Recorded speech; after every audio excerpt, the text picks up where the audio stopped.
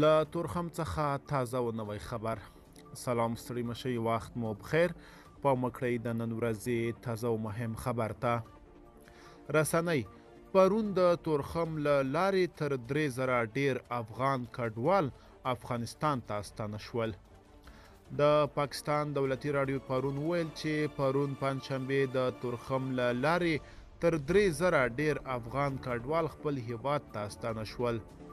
د دې راډیو پر اساس هر ورځ زرګونه افغان کډوال چې په پاکستان کې د اوسېدو قانوني اسناد نه لري په خپله خوښه افغانستان ته ستنیږي. د دې راډیو د راپور پر اساس له کله چې له بې اسناده کډوالو غوښتل شوي چې له پاکستانه ووځي تر اوسه پورې تر 48,500 ډیر افغانان خپل هیواد ته بیرته تللي دي. پاکستان بیا اسناده کډوالو ته ویلي چې د اکتوبر تر 21 پورې ووځي ګنه نیول کیږي او په زور ایستل کیږي. بلخوا سوداګر وایي د پاکستان لخوا بندیزونو له ګډو ستونزو سره مخ کړي یو.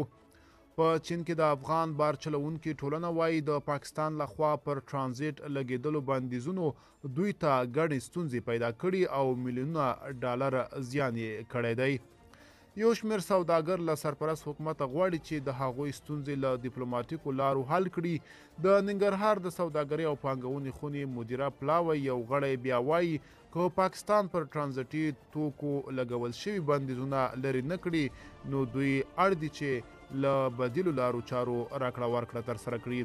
تر دې مخکې پاکستاني حکومت افغانستان ته څه باندې 200 قلمه وارداتي توکي مخه نیولې وه. ملګرو، دا به زموږ چمتو شوي ویډیو. که تاسو هم د دې ویډیو په اړه څه نظر لرئ موږ سره کومنټ کې شریک کړئ. تر بیا ښه وخت، ښې چارې.